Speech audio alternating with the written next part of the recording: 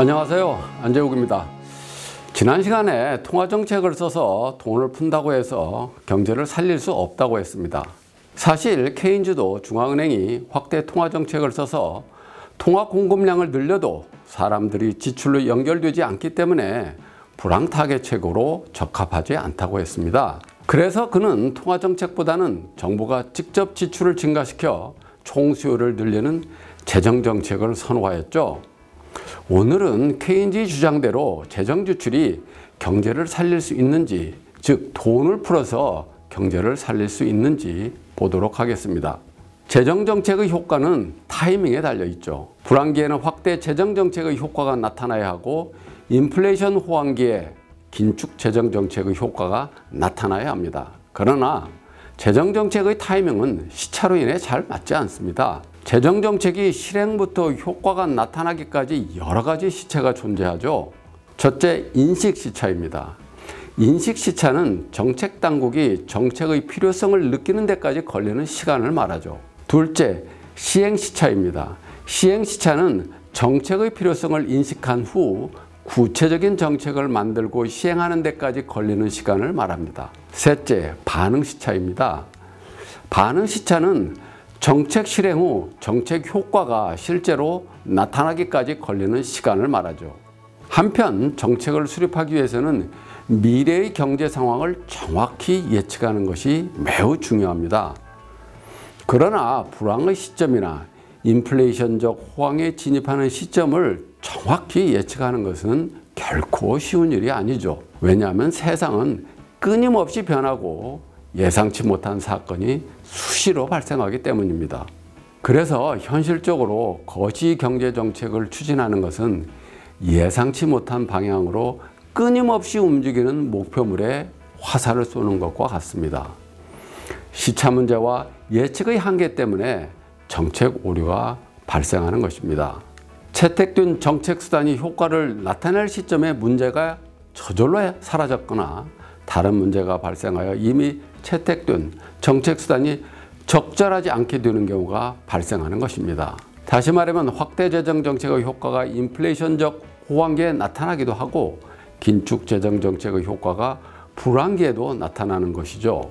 그래서 재정 정책이 경기 순환의 문제를 해결하기보다는 증폭시키게 되어 경제를 안정시키는 것이 아니라 오히려 불안하게 만드는 요인이 될 수 있습니다. 재정정책이 의미가 있기 위해서는 케인즈 경제학이 주장하는 것처럼 재정지출의 승수효과가 나타나야 합니다. 승수효과란 한 사람이 증가한 소득의 일부를 소비지출에 쓰면 그것은 다른 사람이 추가 소득을 창출하고 그 소득의 일부가 소비되어 또 다른 사람의 소득을 창출하는 연쇄 반응을 일으킨다는 것입니다.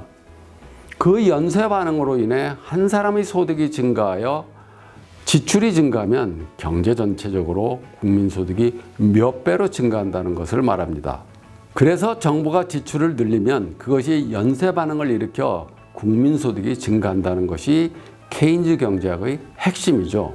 그러나 그러한 재정정책의 효과는 구축 효과 때문에 실제로 잘 나타나지 않습니다. 정부가 재정 지출을 늘리면 총수요가 증가합니다. 그러나 민간 부문의 소비와 투자가 줄어 총수요가 감소하면 정부 지출 증가에 따른 총수요 증가가 상쇄되어 없어지죠. 이와 같은 현상을 우리는 구축 효과라고 합니다. 구축 효과가 어떻게 발생하는지 구체적으로 볼까요? 정부 지출을 늘리기 위해서는 세금을 더 걷어야 합니다. 증세를 하면 민간 부문에서 소비와 투자가 감소하죠. 그리고 정부 지출을 늘리기 위해서 채권을 발행한다면 금리가 올라 기업의 투자가 감소합니다.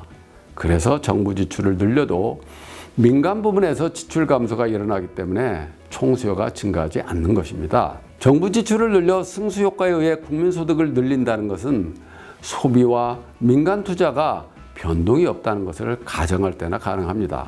그러나 그것은 현실적으로 가능하지 않죠. 재정정책의 가장 큰 문제점은 재정정책이 시장 조정 과정을 왜곡시키는 데 있습니다.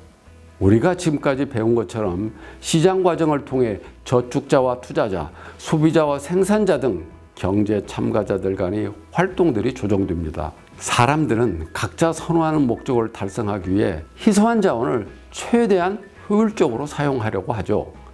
이러한 것들은 가격 장치를 통해 반영되죠. 생산자들은 이윤과 손실을 통해 보상을 받든가 처벌을 받습니다. 소비자를 가장 잘 만족시키는 생산자가 희소한 자원의 통제권을 갖게 되죠. 이것은 이 강의를 통해 수차례 이야기한 바 있습니다. 정부는 민간 부문과는 다릅니다. 정부는 이윤과 손실이라는 제약을 받지 않죠. 정부 수입의 원천은 이윤이 아니라 조세이기 때문입니다.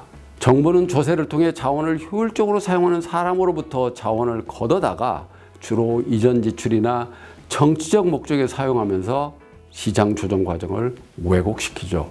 그래서 정부의 지출 행위가 많아지면 많아질수록 시장 조정의 과정의 왜곡은 심해집니다. 시장 조정 과정의 왜곡이 심해질수록 경제는 쇠퇴하게 됩니다. 정부가 재정 정책을 통해 지출을 늘릴수록 경제에 대한 부정적인 효과가 커지는 것이죠. 정부 지출이 얼마나 비효율적이고 시장을 왜곡하는지는 정부의 일자리 정책을 보면 알 수 있습니다. 최근 정부는 한국판 뉴딜 정책 일환으로 공공 청년 일자리 50만 개를 만들겠다고 했죠. 그 일자리에는 비둘기 먹이주기 감시원, 개, 고양이의 용변 처리를 감시하는 패트캣 준수 도우미, 도서관에서 떠드는 사람들을 제지하는 열람실 지킴이 등이 들어 있습니다. 민간이 쓸 수 있는 귀중한 자원을 가져다가 정부가 저질의 일자리를 만들고 있습니다. 이것은 우리만의 일이 아닙니다. 1930년대 대공황 때 미국에서도 똑같이 뉴딜 정책의 일환으로 공공건물이 새 쫓는 일자리, 바람에 날리는 풀더미를 줍는 일자리 등이 만들어졌었죠. 이렇게 정부가 정부 지출을 늘려 돈을 푼다고 해서 경제가 살아나지 않습니다. 지난 시간에 말씀드린 것처럼 경제 성장을 지속시킬 수 있는 유일한 방법은 저축과 투자를 지속적으로 증대시키는 것입니다. 투자와 자본 축적의 주체는 기업과 기업가입니다. 기업과 기업가의 활동이 왕성하도록 환경을 만들어주는 것만이 경제를 살리고 경제를 성장시킬 수 있다는 것을 알아야 합니다. 그럼 다음 시간에 뵙겠습니다. 고맙습니다.